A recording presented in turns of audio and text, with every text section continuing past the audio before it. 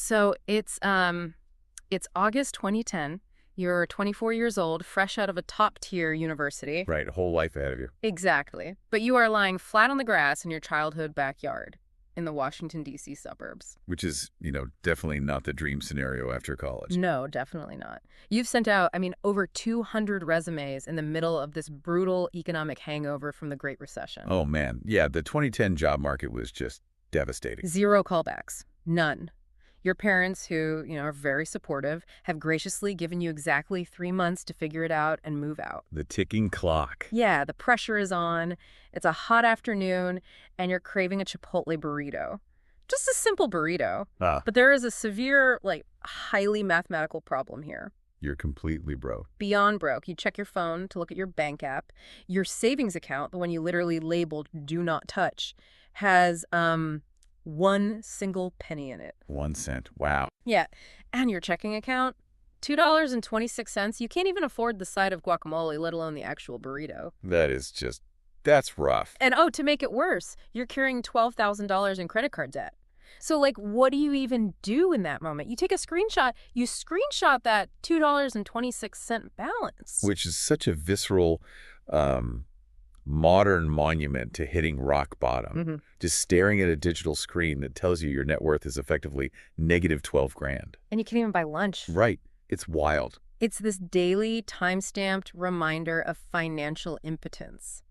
Now, here's the absolute mission of today's deep dive into the source material. Let's hear it. How did this exact guy, Grant Sabatier, go from that humiliating $2.26 screenshot to a net worth of over $1.25 million? And total financial independence, right? Exactly, total financial freedom. And he did it in just 5 years. 5 years? I mean, that timeline is just insane. It is. So today we are deconstructing his blueprint, which he laid out in his book, Financial Freedom, a proven path to all the money you will ever need. Which is a fantastic title, by the way.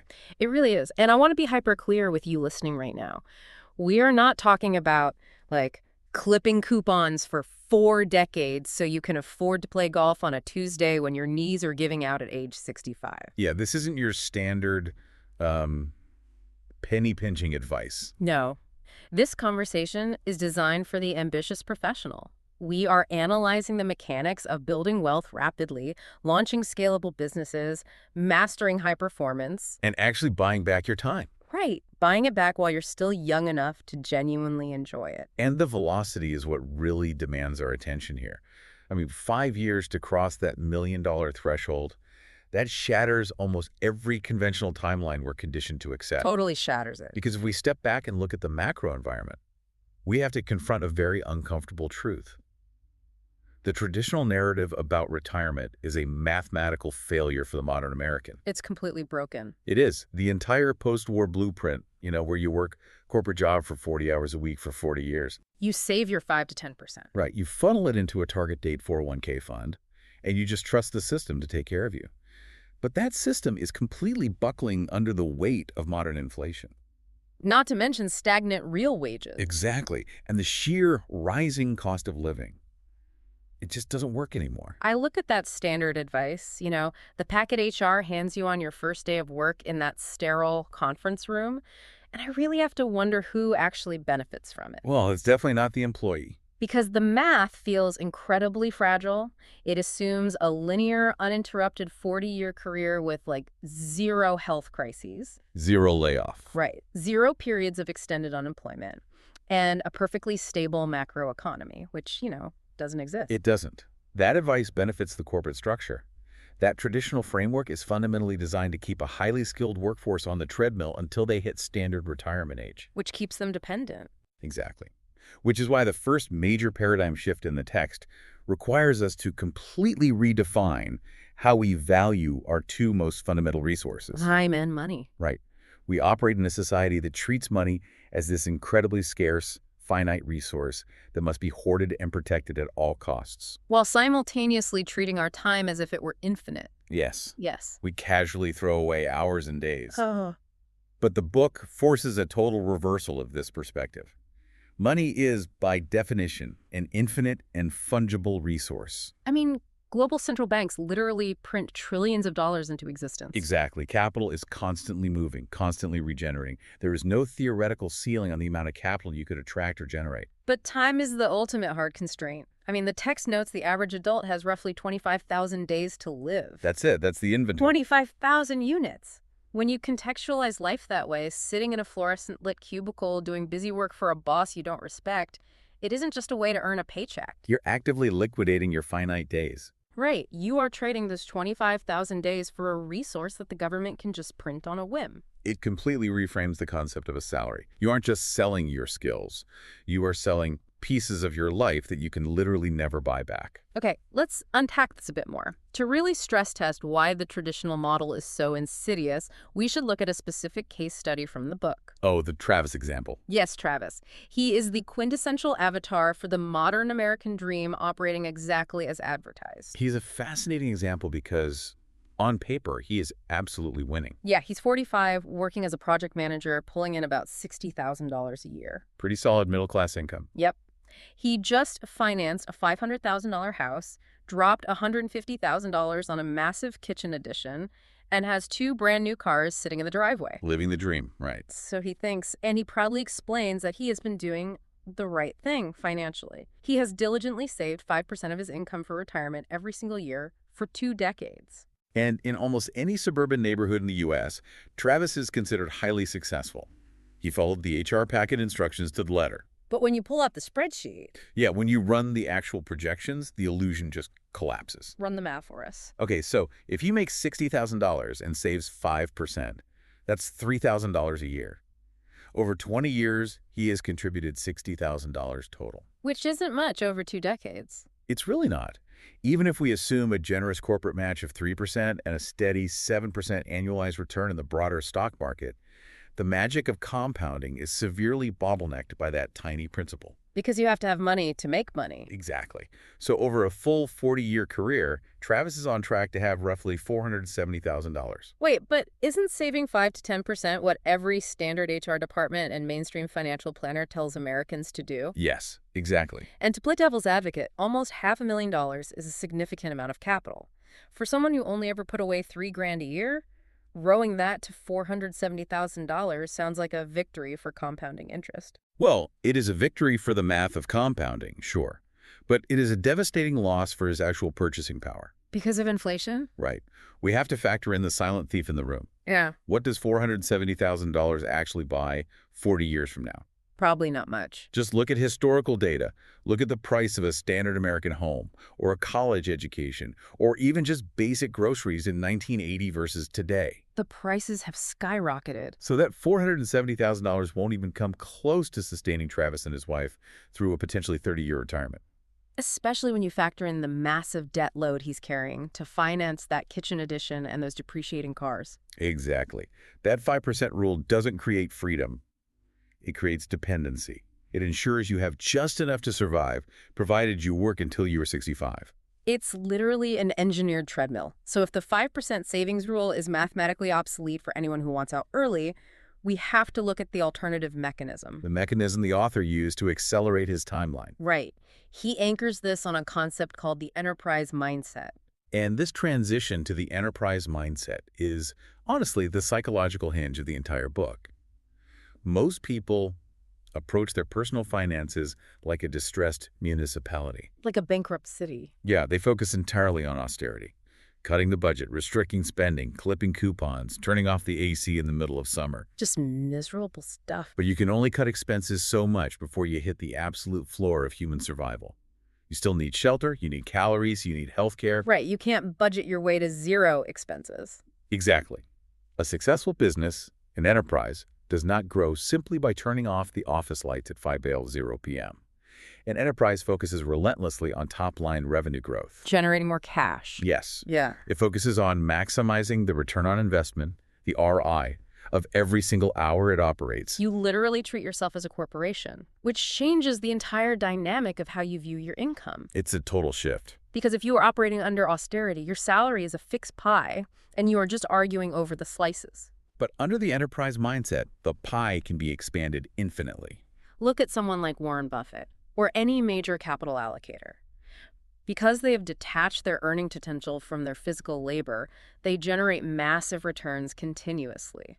Buffett is essentially making millions of dollars an hour, largely because his existing capital is doing all the labor for him. Right. The book talks about getting to a point where automated investments and businesses were generating $45 an hour, 24 hours a day, even while the author was deep in REM sleep. Which is the ultimate inflection point in wealth building, when your money makes more money than your physical labor does. It's the dream. But to get there, you have to avoid the psychological trap of hyper-budgeting. Staring at a spreadsheet and agonizing over a $12 Netflix subscription forces you into a scarcity mindset. It drains your cognitive bandwidth. Completely. Instead, the enterprise mindset demands you focus your energy on the three primary wealth levers: income, savings rate, and major expenses. And income is the most powerful because it literally has no ceiling. If you can double your income while keeping your lifestyle relatively static, your savings rate doesn't just bump up a few percentage points, it goes parabolic. You go from saving 5% to 50% overnight. But if we are adopting this enterprise mindset, and we are treating our lives like a business trying to buy back those 25,000 finite days, the immediate operational question is, what is the target revenue? What's the actual finish line? Yeah. At what exact mathematical point have you bought back your life? Which brings us to the actual mechanics of early retirement, and probably one of the most misunderstood formulas in personal finance. People always think it's some crazy high number. Right. Most people assume they need a hyperinflated number like $10 million, $20 million to safely walk away from a job. But the math is actually much more grounded, based on a metric called the 25x rule. I really want to dig deep into this because when you first hear the 25x rule, it almost feels too simple to be true. It does seem too easy. The premise is that you calculate your expected, comfortable annual living expenses, and you simply multiply that number by 25. That is your target portfolio size. Yep. So if I determine that I can live a fantastic, fulfilling life traveling, eating well, maintaining a great apartment for $50,000 a year, the 25x rule dictates my target number is exactly $1.25 million. Correct. Once you have $1.25 million invested in income-generating assets, you have theoretically achieved financial independence. But the immediate friction anyone has with this is the longevity risk. I mean, if I have $1.25 million and I'm pulling out $50,000 every single year, basic division says I'm going to run out of money in exactly 25 years. Just straight math. So if I retire at 40, I am completely broke by 65.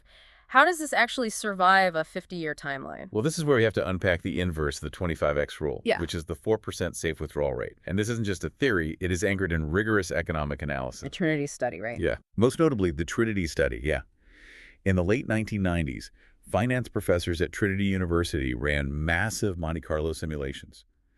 They looked at historical stock and bond market data all the way from 1926 to 1997. A huge data set. Massive. And they wanted to know, what percentage of a portfolio can a retiree withdraw annually, adjusting for inflation each year, without ever depleting the principal? And they tested this across the most brutal economic periods in modern history, right? Sure. They ran the math through the Great Depression, the catastrophic hyperinflation of the 1970s, World War II, massive bear markets. Exactly. And the data revealed that if you hold a diversified portfolio heavily weighted towards equities like the S&P 500 with a portion in bonds to dampen volatility, you can safely withdraw 4% of its value in year one. Okay, 4% in year one. Then, in year two, you withdraw that same dollar amount plus the rate of inflation.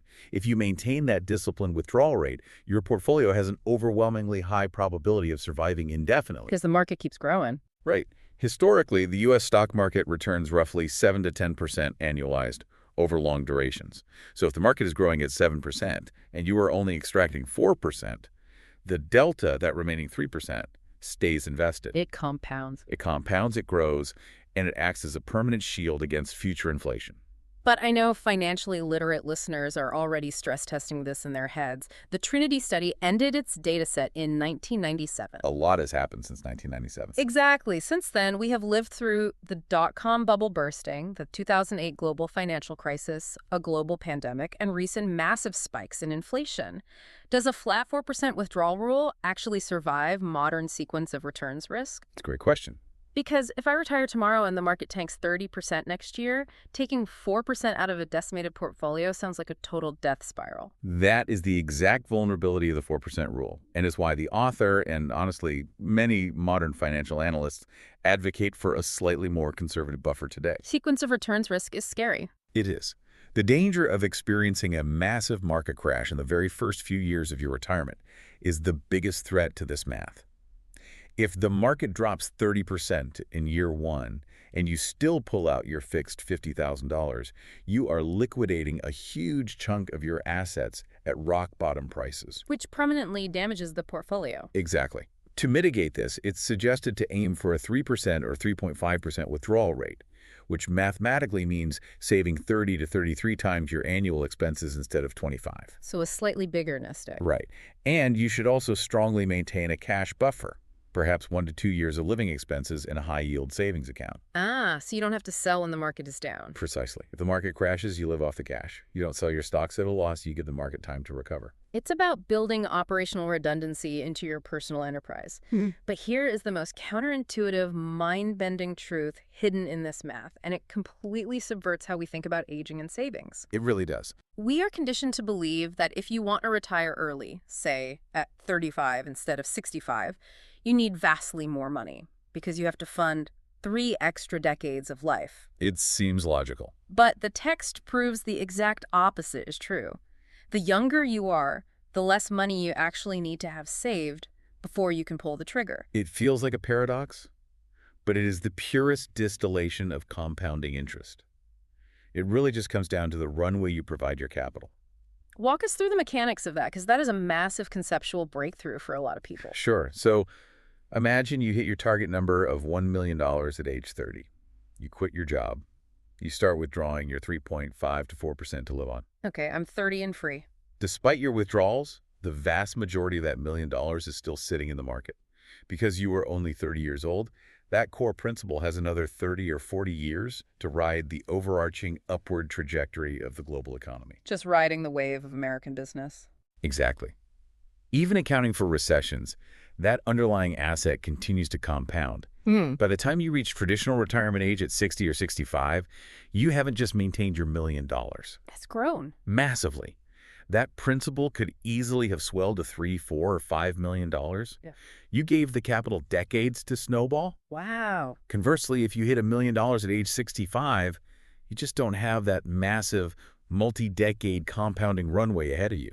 The youth of the capital is the protective moat. The longer it sits, the safer you are. Exactly. There's a brilliant case study in the book that illustrates how flexible this target number can be if you aggressively manage the expense side of the equation. The Steve example. Right, it profiles Steve. He's an IT professional who realized he was completely burned out and unfulfilled by the standard American consumer lifestyle. The classic suburban trap. Yeah, he and his wife audited their lives and realized their massive house and dual car payments weren't actually delivering happiness, they were just creating stress. They were paying for things they didn't even enjoy. Exactly. They realized they could live an incredibly rich, adventurous life on just $40,000 a year if they optimized their environment. Which instantly brings their required number down to a highly attainable $1 million. So they engineered an extreme savings rate. They saved 70% of their income. 70%. That is aggressive. Highly aggressive. But through that massive injection of capital into the market, Steve hit roughly $890,000 by the time he was 35. Just shy of $1 million. And they didn't wait to hit the perfect risk-free multi-million-dollar threshold. They pulled the trigger, they retired, bought an Airstream trailer, and transitioned to full-time travel. That's amazing. Because their baseline expenses are so fiercely optimized and low, the passive growth of their portfolio continually outpaces their burn rate. They bought back their 25,000 days in their mid-30s by redefining what they actually required to be happy. I think ambitious professionals often stumble right here, though, because they conflate two different financial metrics, your number and your net worth. Oh, that's a crucial distinction. We obsess over net worth because it's the vanity metric. It looks impressive on a balance sheet. But there is a vital technical distinction between the two in the book. Conflating them will actively delay your freedom. Because net worth includes illiquid assets, right? Exactly. Net worth is simply your total assets minus your total liabilities. So if you own a home with $300,000 of equity in it, and you own a vintage Porsche worth $100,000 and you have $100,000 in index funds, your net worth is $500,000. But you cannot withdraw 4% of a vintage Porsche to buy groceries. No, you can't exactly shave off a tire to pay for dinner. Right.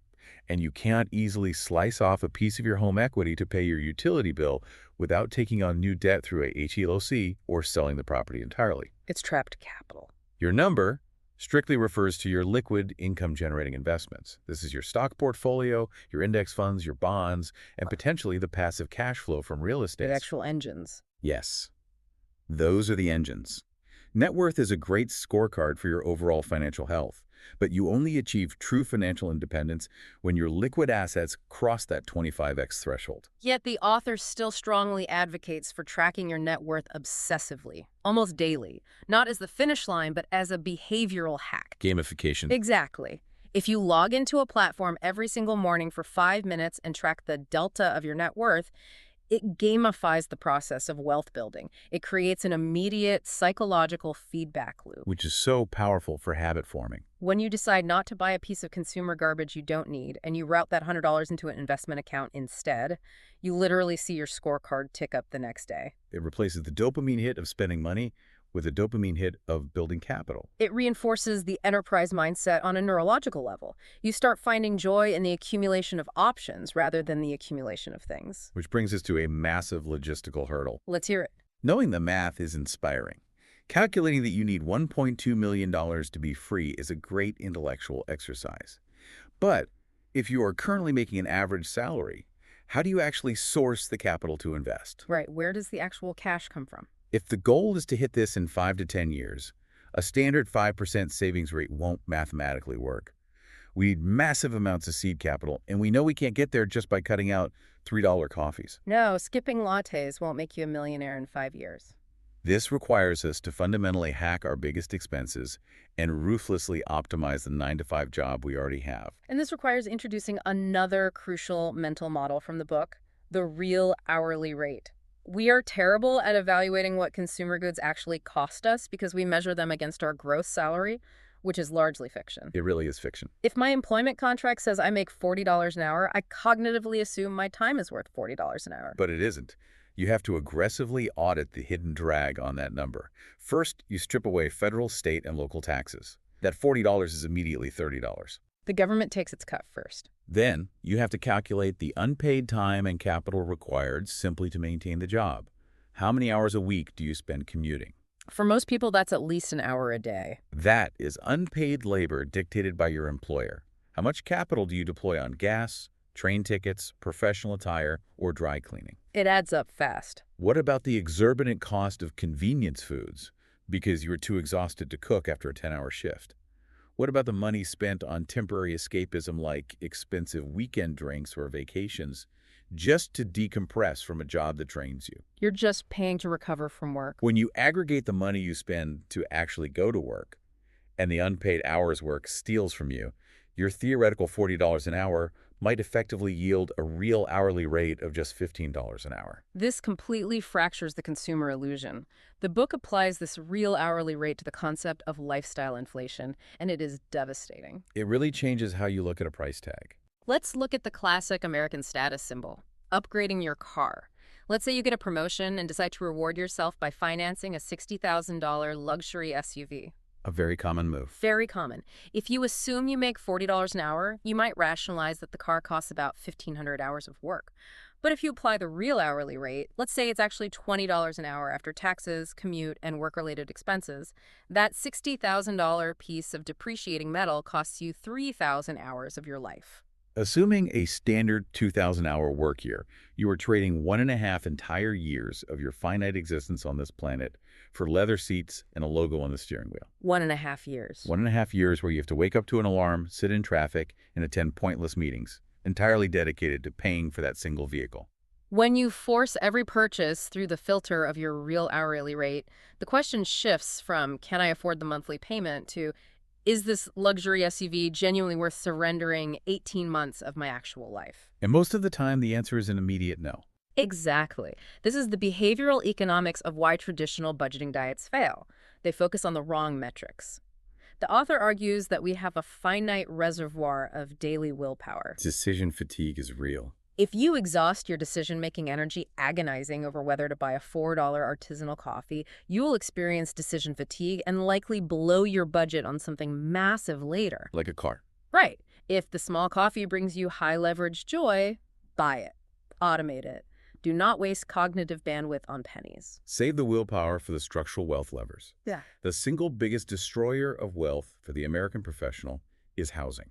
Oh, without a doubt. It is the ultimate trap of lifestyle inflation. The bank will often approve you for a mortgage that consumes 40% to 50% of your take-home pay. Which is financial suicide if you want to retire early. If you max out your housing budget, you have structurally eliminated your ability to save aggressively. The advice is to ruthlessly defend your housing costs. Keep it low. If you can keep housing under 30% of your income, or drastically reduce it by house hacking, or relocating to a secondary market, you free up massive, continuous tranches of capital every single month. When your income rises, lock in your housing and your transportation. Do not upgrade them. So we plug the leaks in our spending. Right. The next phase of the enterprise mindset is turning your attention to the revenue side, the 9-to-5 job itself. Right, the primary income engine. A lot of people in the financial independence movement view their corporate job with pure disdain. They want to coast, do the bare minimum, and plot their escape. Quiet quitting, basically. Exactly. But the book rejects that entirely. You have to treat your current employer as a massive, resource-rich client. You are there to extract maximum value from them while providing a high ROI in return. It's a transaction. And you optimize that transaction through aggressive negotiation.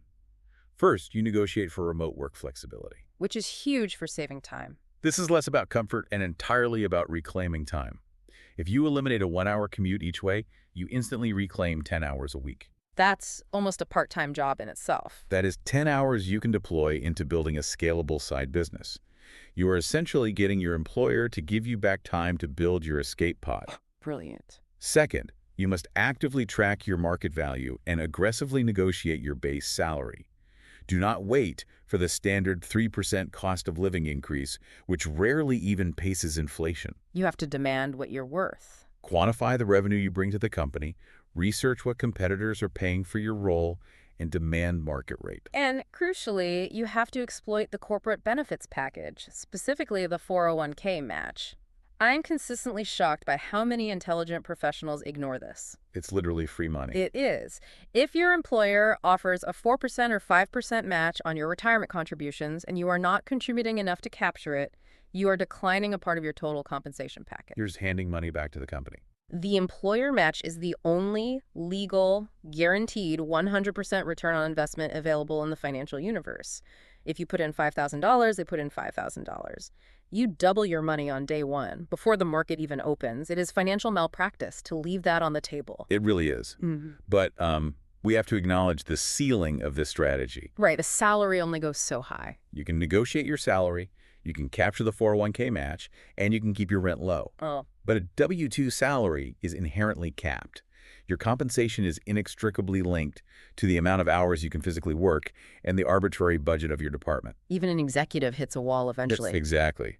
If the goal is to accumulate over $1 million in liquid capital in 5 to 7 years, a standard corporate salary outside of maybe hyper-elite tech or finance roles will not generate enough surplus cash. To achieve that velocity, you have to shatter the income ceiling. You have to uncap your earning potential. And this brings us to the accelerator of this whole blueprint, building a scalable side hustle. And scalable is the key word there. It is. I use the word scalable very deliberately because the text makes a massive distinction between generating active extra income and building a passive enterprise. The modern gig economy has completely blurred this line, often to the detriment of the worker. We have to separate trading time for money from building an actual asset. Let's use the example from the book, Matt, the dog walker in Chicago. This perfectly illustrates the scalability trap. Matt's a great example. Matt is a graphic designer making about $55,000 a year at his day job, but he is generating over $200,000 a year walking dogs on the side. Which sounds impossible for one guy walking dogs. Because it is. If Matt was just hustling after work, physically holding the leashes and walking the dogs himself, his income would hard stop the moment he ran out of daylight or physical stamina. He would just be working a second exhausting active job. But Matt applied the enterprise mindset. He didn't build a job, he built a system. He scaled it. He formed an LLC, built a client roster, and then hired local college students to execute the actual dog walking. Matt manages the logistics, the marketing, and the client relationships, and he takes a margin on every walk his employees complete. He detached his income from his physical labor. Exactly. He can be sitting at his desk at his graphic design job, while 3 of his employees are walking dogs, generating revenue for him simultaneously. Contrast that enterprise with the default action most people take when they need extra cash. They turn on an app like Uber, Lyft, or DoorDash. Yeah, the classic gig work. Driving for a rideshare app provides immediate liquidity, sure, but it is the antithesis of scalable wealth building. When you drive for Uber, you are taking on all the capital depreciation of your vehicle, you are paying for the gas, and you are capping your earnings by the minute. You're just trading your car's lifespan for cash. Right. And more importantly, you do not own the client list, you do not control the pricing power, and you are at the mercy of an algorithmic boss that can change your compensation structure overnight. You are renting out your time and your car, but you are not building an asset that you can eventually sell or step away from. A true side hustle must have the architecture for asymmetric returns. The author generated his massive cash reserves through a variety of these ventures. What kind of ventures did he do? Well, he learned SEO and digital marketing and began building and optimizing websites for local businesses. He bought and flipped domain names. He even bought vintage Volkswagen camper vans, renovated them, and flipped them for a premium. So he was finding inefficiencies in the market. In all these examples, he was identifying market inefficiencies, adding specialized value, and commanding high margins that were not strictly dictated by an hourly wage. But this introduces the most common friction point. Whenever we discuss building a $200,000 side business, the immediate pushback from a corporate professional is always about time poverty. Of course, I don't have the time. I'll step into the shoes of the listener right now. I have a demanding 50-hour-a-week corporate job. I have a commute. I have a spouse, maybe kids. I have to maintain my health. Where exactly in the space-time continuum am I supposed to find the hours to build a scalable digital marketing agency or manage a fleet of dog walkers? It's the biggest hurdle. And the text is brutally pragmatic about this. You have to conduct a ruthless, zero-based audit of your time. What does that look like in practice? If you track every hour of your week, you will find massive pockets of inefficiency and low ROI leisure. He explicitly calls out the cultural rituals that drain our time, for instance, the traditional boozy weekend brunch. Oh, the brunch trap. Between the travel, the actual 2-hour meal, and the inevitable lethargy or nap required afterward, a bottomless brunch can effectively destroy an entire 8-hour block of a Saturday. RIP to the bottomless mimosa. But it forces a brutal question of priorities. Do you want the mimosa and the fleeting social validation, or do you want your freedom a decade earlier? It's an allocation of capital, in this case, time capital. The book also advocates for highly strategic use of paid time off, or PTO. How so? Like staycations? Most people use PTO exclusively for vacations or mental health days where they do nothing. He suggests using a random Wednesday PTO day to execute a 15-hour deep work sprint on your side business. Just grinding while everyone else is in the office. When everyone else is stuck in meetings, you are uninterrupted, building your website, sourcing clients, or refining your product. You utilize your commute by listening to industry podcasts or dictating business plans via voice notes. You are clawing back every available minute and reinvesting it into your escape velocity.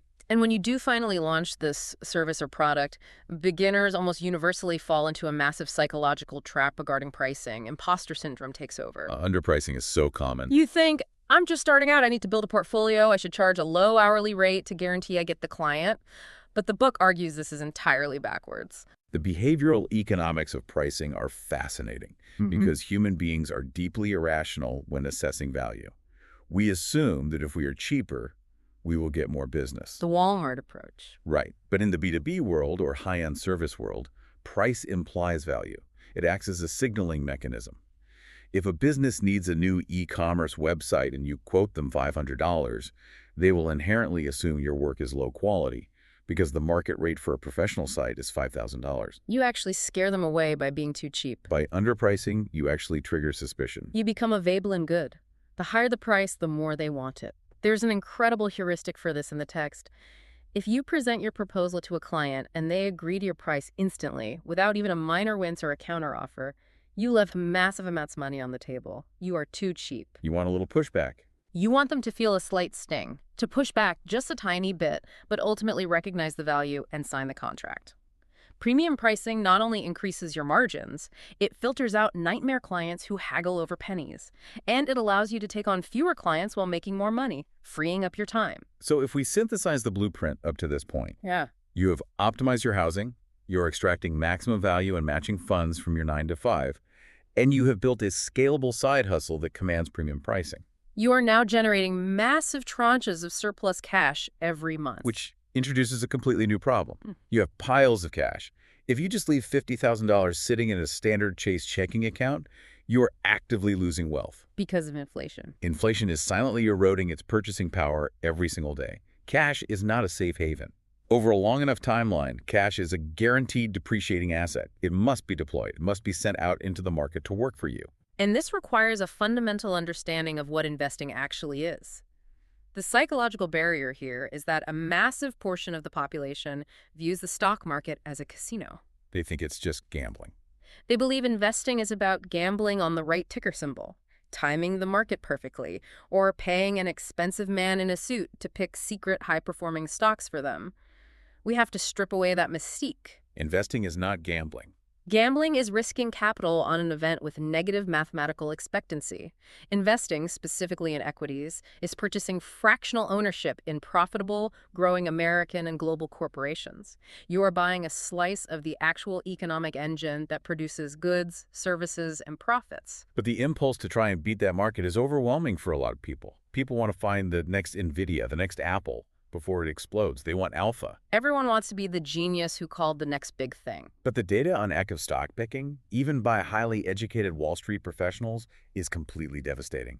It is the great humbling reality of finance. How bad is it? Decades of research, including the famous SPVA scorecards, demonstrate that roughly 90% of active fund managers, people with Ivy League degrees, Bloomberg terminals, and unlimited resources, fail to beat a standard S&P 500 index over a 15-year period. 90% fail to beat the benchmark. And yet, retail investors happily pay them a 1% or 2% management fee for the privilege of underperforming. You are paying a premium for someone to lose to the baseline average. So the solution to this, the bedrock of the wealth-building engine, is elegance and simplicity. Total stock market index funds and S&P 500 index funds, vehicles like Vanguard's VTSAX. For the listener, we need to explain the mechanical brilliance of an index fund. When you buy a share of an S&P 500 index fund, you are instantly buying a microscopic piece of the 500 largest publicly traded companies in the United States. Total diversification. You get immediate, ultimate diversification. If one company goes bankrupt, it's a tiny fraction of your portfolio. But more importantly, the index fund is a self-cleaning mechanism. Expand on that self-cleaning concept, because I think that is the core mechanism that makes passive investing so powerful. Sure. An index like the S&P 500 is weighted by market capitalization. As a company grows and becomes more successful, like an Amazon or Microsoft, it automatically takes up a larger percentage of the index. It naturally scales with success. Exactly. And as a company fails and loses value, think of Sears or Blockbuster, it shrinks within the index. Eventually, if it falls far enough, it is automatically booted out of the index entirely, and a new rising company replaces it. So you're always holding the winners. As an investor, you don't have to monitor earnings reports or read balance sheets. The index automatically filters out the losers and rides the winners to the top. And it does this for an expense ratio of practically 0, maybe 0.04%. It is the ultimate passive wealth machine.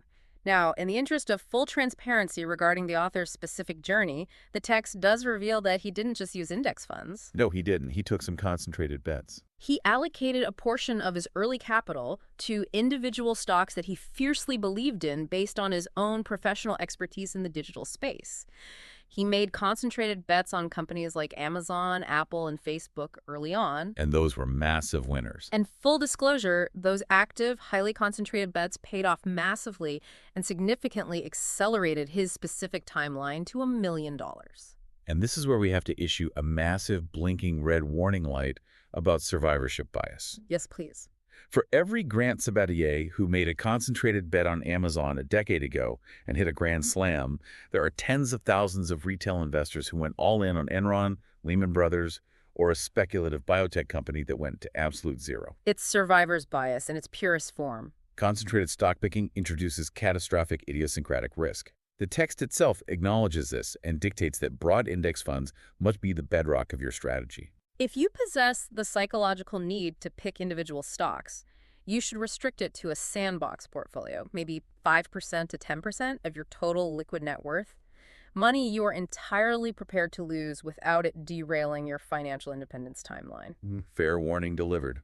Stick to the index funds for the heavy lifting. But knowing what to buy is really only half the battle. Where you physically hold these index funds dictates how much the government gets to tax you. Taxes are the biggest drag on wealth. So the book outlines a very specific sequence of operations for deploying capital, which it calls the tax advantage waterfall. This is the legal architecture for shielding your wealth from the IRS. Walk us through the mechanics of this waterfall. The metaphor of a waterfall is perfect because you fill one bucket until it overflows, and then the capital cascades down into the next bucket. So what's bucket number one? The absolute first bucket, as we discussed, is your traditional 401k, but only up to the exact percentage your employer matches. That is the guaranteed 100% return. Once you capture the match, the water cascades to the second bucket, your individual retirement accounts, specifically a Roth IRA if you qualify based on income. Because a Roth IRA is funded with after-tax dollars, meaning you pay the taxes now, but the money grows completely tax-free and you can withdraw it in retirement completely tax-free, it is a phenomenal vehicle for avoiding future tax drag. Precisely. Once the Roth IRA is maxed out at its annual limit, the water flows to bucket 3.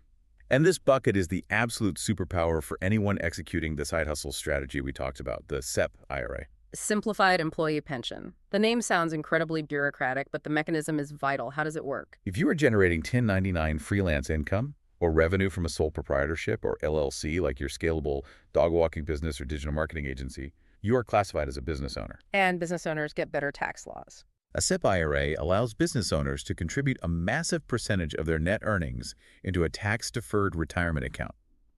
Depending on the year and the specific tax laws, you can shield tens of thousands of dollars, sometimes upward of $60,000 a year from current income taxes. That is massive. It violently reduces your current tax burden while supercharging your compound growth. It's an arbitrage on the tax code designed specifically for entrepreneurs.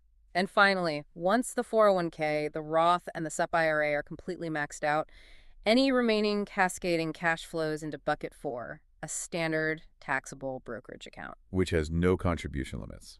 There are no limits on how much you can put in here, but you will pay capital gains taxes on the growth when you eventually sell. Which is still generally a highly favorable tax rate compared to standard W-2 income brackets. So we have the stock market engine fully constructed, but there's another massive asset class that dominates a significant portion of this book, and we need to explore it deeply.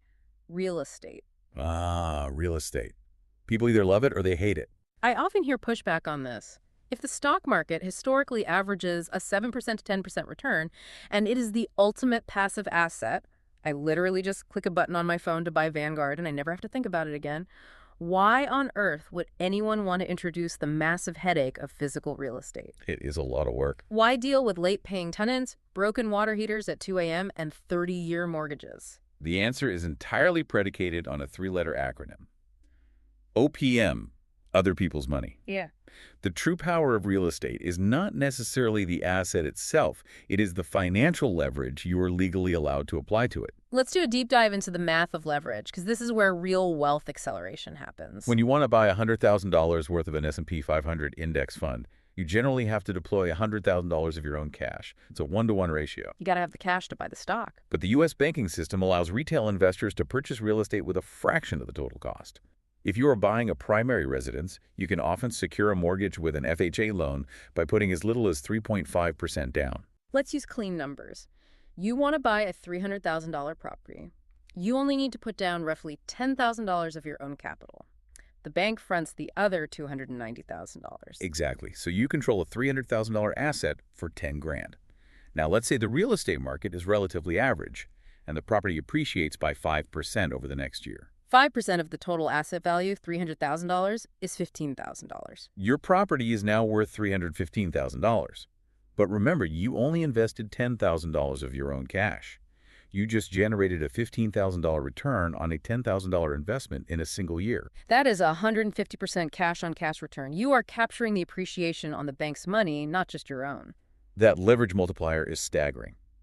But as an ambitious and critical audience, we have to stress test this. Leverage is a double-edged sword. It amplifies gains, but it ruthlessly amplifies losses. And timing matters. The author was writing in an era of historically low interest rates, 2, 3, maybe 4%. The math of real estate looks incredibly different when mortgage rates spike to 7 or 8%. It fundamentally changes the cash flow equation. When interest rates double, your monthly debt service increases massively. This introduces the risk of cash flow inversion.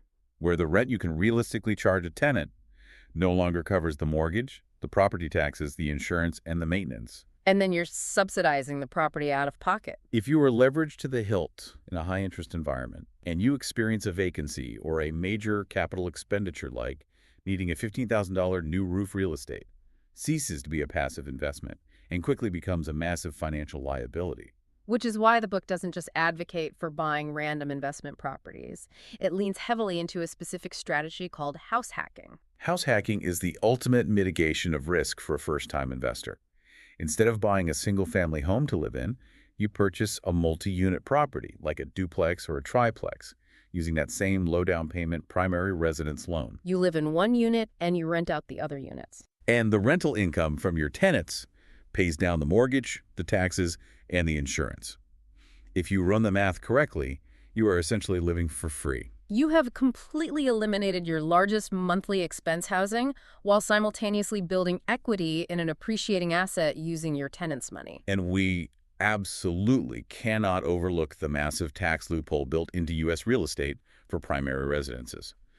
The text highlights Section 121 of the IRS tax code. This is a crazy loophole. It is. If you own a property and you live in it as your primary residence for at least 2 of the 5 years before you sell it, the IRS allows you to exclude a massive amount of the capital gains from taxes. How much can you exclude? If you are single, you can keep up to $250,000 in pure profit, completely tax-free. If you are married filing jointly, you can keep up to $500,000 in tax-free profit. $500,000, legally shielded from capital gains tax. You absolutely cannot do that with a stock portfolio. If you sell $500,000 of stock, the government is taking a massive cut. Oh, a huge cut. But with real estate, you can house hack a duplex, live for free, let the tenants pay down the debt, let the market appreciate, sell it 3 years later, and walk away with hundreds of thousands of dollars in untaxed capital. You roll that cash right into your Vanguard index funds, and your timeline to financial independence collapses by years. When you combine the aggressive scalability of a side hustle, the automated compounding of index funds,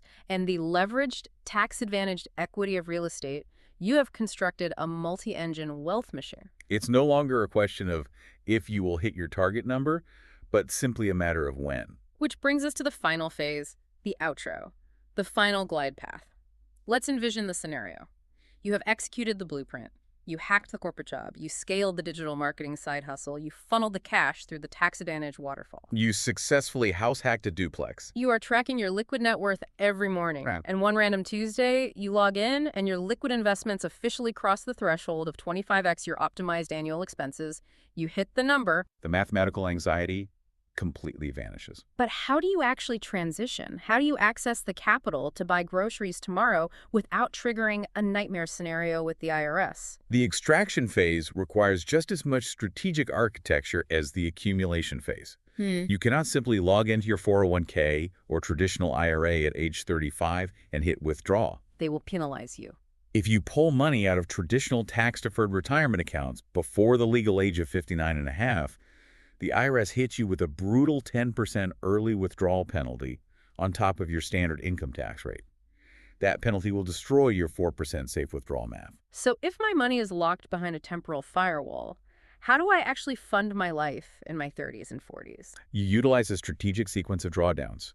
First, you live entirely off the passive cash flow your assets are already generating. Like dividends and rent. This is the rental income from your real estate, the dividends from your taxable stock portfolio, or the automated income from the scalable business you built. If that passive income fully covers your burn rate, you don't even have to touch your principal. You are infinitely sustainable. Exactly. But if that cash flow falls short, you move to the second tier. Yeah. You draw down from your standard taxable brokerage accounts bucket 4 from our waterfall. Because there's no penalty there. Right. There are no age restrictions or early withdrawal penalties on a standard brokerage account. You only pay long-term capital gains tax on the profits, which is currently taxed at a much more favorable rate than standard W-2 income. Sometimes, depending on your tax bracket, that rate can effectively be zero. And while you are living off the side hustle cash flow and the taxable brokerage accounts, what is happening to the massive pile of capital locked in the 401k and the IRAs? It is sitting undisturbed in the market, Mm. continuing to compound year over year. You are giving that tax-advantaged capital a massive runway. Just letting it grow in the background. By the time you finally reach age 59 and a half and unlock access to those accounts without penalty, the compounding effect will likely have grown them to a staggering sum, ensuring your later decades are hyperfunded. It is a carefully choreographed dance of liquidity. Side income first, taxable accounts second, tax advantage retirement accounts last. But what is truly profound about this philosophy is what happens psychologically after you cross the finish line. The emotional shift. The book makes it clear that achieving financial independence doesn't mean you have to move to a beach and drink pina coladas for 40 years. In fact, many people who hit their number keep working. The author kept working. Because the relationship to the labor fundamentally changes. You transition from working out of necessity to working out of desire. Money is not the ultimate end goal of this blueprint.